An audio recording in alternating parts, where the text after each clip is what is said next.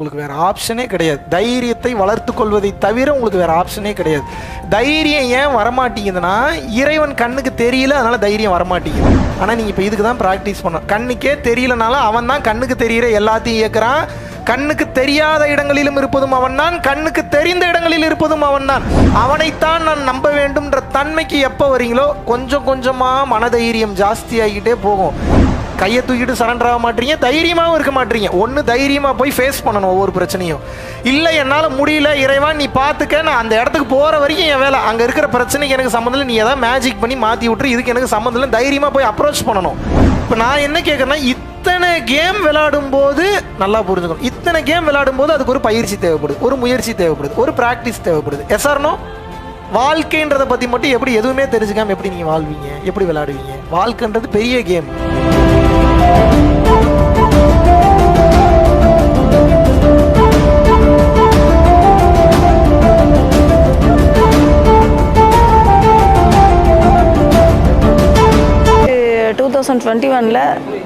Class attend பண்ணியிருக்கேன், Chennai class attend பண்ணதுலேருந்து ரொம்ப ப்ராப்ளம், கஷ்டம்லாம், மன உளைச்சல் அதிகம் இருந்தது.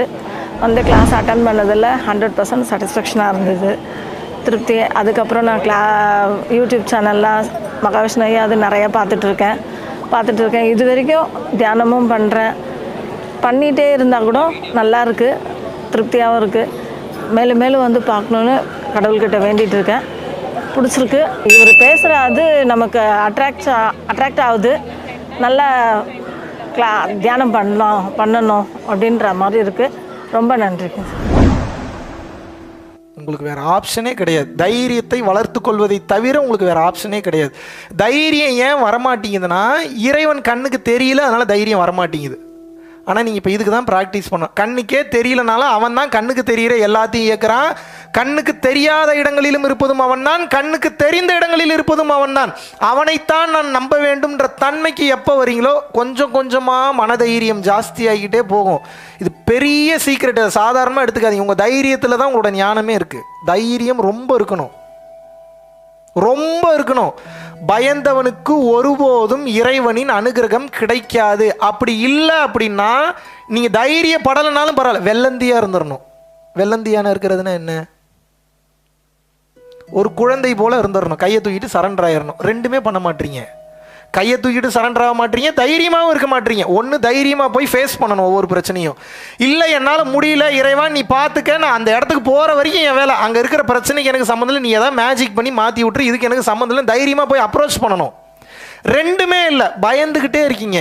பயப்பட உங்களோட செல்கள் புத்துணர்ச்சி ஆகுமா, செத்து போகுமா? பயப்பட உங்களுடைய செல்கள் வளர்ச்சி ஆகுமா, இறந்து போகுமாங்க? Which means you are killing your own self in your afraidness. இது கை அல்ல, பல லட்சம் அணுக்கள் ஒன்றாக சேர்ந்ததுனால கை மாதிரி தெரியுது. இது வாய் இல்லை, பல லட்சம் அணுக்கள் ஒன்றாக சேர்ந்ததுனால வாய் மாதிரி தெரியுது. அப்போ உங்கள் உடலே என்னன்னா அணுக்களின் சேர்க்கை தான், ஆட்டம்ஸோட சேர்க்கை. Yes or no? இப்போ மன வருத்தத்தில் இருக்கீங்க, பயத்தில் இருக்கீங்க, ஸ்ட்ரெஸ் டிப்ரெஷனில் இருக்கீங்க. செல்கள் உற்பத்தி ஆகுமா, செல்கள் அழியுமா? அழியும். அப்படின்னா என்ன? சீக்கிரம் சாக போறீங்கன்னு அர்த்தம், சீக்கிரம் வயசாக போகுதுன்னு அர்த்தம். இப்போ உங்கள் வாழ்க்கை வீணாக போனது காரணம் யாரு? நானா நீங்களா?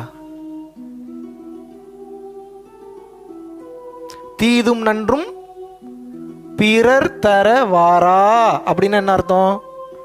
நல்லதும் உனக்கு நடக்கக்கூடிய நல்லதும் உனக்கு நடக்கக்கூடிய கெட்டதும் இன்னொருத்தம் கொடுத்து வர்றதில்லை ராஜா, அப்படி யோசிக்காத, அது உன் செயல்களினால் விளைவதுதான்றார் கணியன் பூங்குன்றனார். பிறர் கிண்ணா முற்பகல் செய்யின் தமக்கிண்ணா பிற்பகல் தாமே வரும். இன்னொருத்தனுக்கு ஒன்று செஞ்சனா அது பல மடங்கு உனக்கு திருப்பி வரப்போகுதுன்னு அர்த்தம். அது எதுவாக இருந்தாலும் சரி, நல்லது பண்ணுறியா நல்லது வரும், கெட்டது பண்ணுறியா கெட்டது வரும். இது நல்லது கெட்டதெல்லாம் பிரிக்கலாம் முடியாது. நீங்கள் எந்த உணர்வு இந்த பிரபஞ்சத்துக்கு இந்த மக்களுக்கு கொடுக்குறீங்களோ அதே மாதிரியான உணர்வு பல மடங்கு உங்களுக்கு ரிப்பீட் ஆகும். This is called as law of giving. அப்படின்னா என்னங்க? லா ஆஃப் கிவிங்னா என்ன? லா ஆஃப் அட்ராக்ஷன் எல்லாத்துக்கும் தெரியும். ஏன்? அதில் தான் கோடியாக சம்பாதிக்கிறது அப்படின்னு அத்தனை வீடியோ போட்டிருக்கான். ஒருத்தனாவது லா ஆஃப் கிவிங்கை பற்றி வீடியோ போட்டிருக்கான், நான் போய் சர்ச் பண்ணி பாருங்கள். அப்படி போட்டிருக்கானா அந்த அவனெல்லாம் ஃபாலோ பண்ணுங்க, அது எவனாக இருந்தாலும் சரி. அவ்வளவு தெளிவு சொல்லியிருப்பாங்க அதில். லா ஆஃப் கிவிங் அப்படின்னா என்ன அப்படின்னா கொடுக்கும் விதின்னு அர்த்தம்.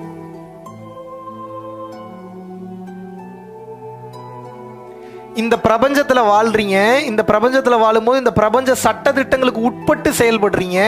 இந்த பிரபஞ்ச சட்டதிட்டங்களுக்கு உட்பட்டு செயல்படும் போது பிரபஞ்சம் எப்படி இயங்குதோ அந்த ப்ளூ பிரிண்ட்டை தெரிஞ்சுக்கணும் நீங்க. இல்லாட்டினா தோத்துருவீங்க. அவ்வளோதானே. கபடி விளையாடுறீங்க. கபடினா என்னன்னு தெரியணுமா தெரியக்கூடாதா? ரூல்ஸ் அண்ட் ரெகுலேஷன் தெரியாமல் எப்படி கபடி விளையாடுவீங்க? ஃபுட்பால் விளையாடுறீங்க. ஃபுட்பாலோட ரூல்ஸ் அண்ட் ரெகுலேஷன்ஸ் தெரியாமல் இஷ்டத்துக்கு நீங்கள் பாட்டுக்கு பாலை தட்டிக்கிட்டே போகலாமா? கையில் தூக்கலாமா? முடியுமா உங்களால்? ஏன்? You should know what is football. Volleyball இஷ்டத்துக்கு ஆடிடுவீங்களா? இன்னொருத்தன் வாழ்க்கையில் விளையாடுறதுனா மட்டும் உடனே விளையாடுறது, அப்படித்தானே? இப்போ நான் என்ன கேட்குறேன்னா, இத்தனை கேம் விளையாடும் போது நல்லா புரிஞ்சுக்கணும். இத்தனை கேம் விளையாடும் போது அதுக்கு ஒரு பயிற்சி தேவைப்படுது, ஒரு முயற்சி தேவைப்படுது, ஒரு ப்ராக்டிஸ் தேவைப்படுது. S or no? வாழ்க்கைன்றதை பற்றி மட்டும் எப்படி எதுவுமே தெரிஞ்சுக்காமல் எப்படி நீங்கள் வாழ்வீங்க, எப்படி விளையாடுவீங்க? வாழ்க்கைன்றது பெரிய கேம். எப்படி இதை பற்றி எதுவுமே தெரிஞ்சுக்காமல் எப்படி நீங்கள் விளையாடுவீங்க? இதை இந்த யூனிவர்ஸில் தான் இருக்கீங்க. இந்த யூனிவர்ஸை பற்றி தெரிஞ்சுக்காமல் எப்படி யூனிவர்ஸோட ரூல்ஸ் அண்ட் ரெகுலேஷனை புரிஞ்சுக்கிட்டு அப்புறம் அது மாதிரி நடந்துக்கிட்டு அப்புறம் அதில் நல்லது பண்ணி அப்புறம் அதிலிருந்து எப்படி நீங்கள் எக்ஸிட் ஆகி போவீங்க?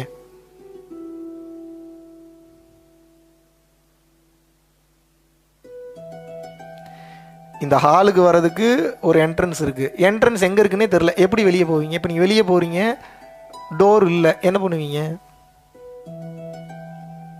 ஃபோனையும் பிடிங்கி வச்சுட்டோம், ஒன்றும் பண்ண முடியாது. நாங்கள் ரொம்ப மோசமானவனுங்க தெரியும்ல. என்னென்ன உள்ளுக்குள்ளே உங்களுக்கு என்னென்ன படிக்க போகிறோம் நீ கண்டுபிடிக்கவே முடியாது. இப்போ டக்குன்னு வந்து இப்போ நான் என்ன சொல்கிறேன்னா, எல்லார் தலையிலையும் இப்போ பெட்ரோல் ஊற்றுங்க, கொளுத்துங்கன்றேன். என்ன பண்ணுவீங்க நீங்கள்? எத்தனை பேர் தயார் நிலையில் இருக்கு? கொளுத்துங்க சார், இருக்கிறதுக்கு போயாவது சேருவோம் நம்ம. இப்போ என்ன, எத்தனை பேர் தயார் நிலையில் இருக்கீங்க? பெட்ரோல் ரொம்ப சுடுமே, பரவாயில்லையா? ஒன்றும் பிரச்சனை இல்லையா? நான் பெட்ரோல் ஊற்றுறது உங்களுக்கு பெருசாக தெரியுது. டெய்லியும் ஒவ்வொரு சுச்சுவேஷன்லையும் எவனோ ஒருத்தன் வந்து உங்கள் வாழ்க்கையில் பெட்ரோல் ஊற்றி கொளுத்திட்டு தான் போகிறான். ஏன் உங்களுக்கு அது பெருசாகவே தெரியல? புரிதல் இல்லை. புரிதல் இல்லாத காரணத்தினால் வாழ்க்கை கடினமாக தெரிகிறது. புரிந்து கொண்டவனுக்கு வாழ்க்கை எளிமையாக தெரியும். எதை புரிஞ்சுக்கணும்? நடக்கிறது தான் நடக்கும், மாற்ற முடியாது, அக்செப்ட் பண்ணிட்டு போவோம். இவ்வளோ தான் தத்துவம். இதைத்தான் இவ்வளோ நேரம் பேசிகிட்டு இருந்தேன். இவ்வளோ நேரம் இதை தான் பேசினேன். நடக்கிறது தான் நடக்கும், அதை மாற்ற முடியாது, புரிஞ்சுக்கங்க. நீங்கள் முயற்சி பண்ணி அது மாறினா கூட அப்படி அது நடக்கணும்னு எழுதப்பட்டிருக்கும். விதியை மதியால் வெல்லலாமா? ஆம், விதியை மதியால் வெல்லலாம். அப்படிங்களா? அப்போ விதியை மதியால் வெல்ல முடியுமா? முட்டா பயிலே, நீ விதியை மதியால் வெல்வாய் என்பதே உனக்கு விதிக்கப்பட்ட விதி தான். இதுக்கு என்ன சொல்லுவீங்க? ரொம்ப குழப்பறேன்னா தெளிவாக பேசுகிறேன்னா? குழப்பமாக இருக்கா தெளிவாக இருக்கலன்னு இன்னொரு டைம் ரிப்பீட் பண்ணுறேன். நீங்கள் விதியை உங்கள் அறிவை கொண்டு ஜெயிக்கணும்னாலும் உங்களுக்கு விதி என்பது விதிக்கப்பட்டிருக்கணும். இல்லைன்னா அதை உங்களால் பண்ண முடியாது. ஆக மொத்தம் தற்சுதந்திரம் பாதி வேலை செய்யுது. ஆனால் அந்த தற்சுதந்திரத்தில் நீங்கள் நல்ல வழியில் போகணுன்றதும் இறைவனால் விதிக்கப்பட்ட மறைமுக விதியாக இருக்கும். அது உங்களுக்கு தெரியாது. We call it as destiny. இப்போ எல்லா பிரச்சனைக்கும் ஒரே மூல காரணம், ஒன்றே ஒன்று தான். என்ன அப்படின்னா, பிரச்சனையை புரிஞ்சுக்கிட்டு சால்வ் பண்ணுறதுக்கு உண்டான ஃபியூயல், அந்த எனர்ஜி உங்களுக்கு கிடைக்கல. அந்த எனர்ஜிக்கு பேர் அருள்னு அர்த்தம். அந்த எனர்ஜிக்கு பேர் என்ன? அருள் சேர்ந்துருச்சுன்னா பிரச்சனைலாம் தானாக போயிடும்.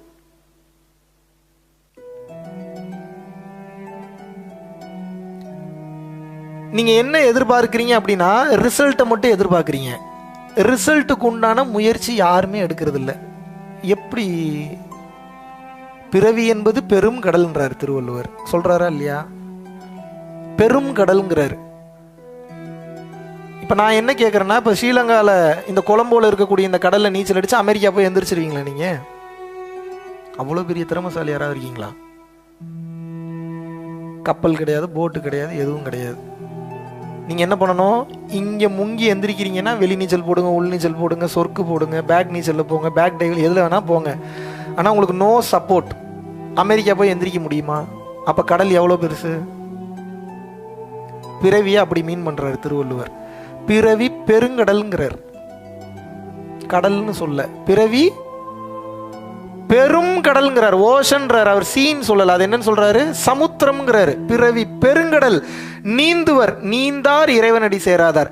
பிறவி எனும் இந்த பெரும் கடலை எவன் நீந்த ஆரம்பிக்கிறானோ அவன் தான் தப்பிப்பான். மற்றவன் அடுத்த பிறவிக்கு நிச்சயமாக எடுப்பான், நீந்தாதவன் அடுத்த பிறவி எடுப்பான், நீந்தியவன் பிறவி இல்லாத பெருவாழ்வை அடைந்து விடுகிறான். காசு பணத்திலேயே மாட்டிட்டு முழிக்காதீங்க, பெரிய லாக். உங்களை நான் பணம் சம்பாதிக்க வேணான்னு சொல்ல, இன்னும் 100 கோடி சம்பாதிங்க, 500 கோடி சம்பாதிங்க, பட் கூடவே சேர்த்து அருளையும் சேர்த்து சம்பாதிச்சிருங்க. வணக்கம்.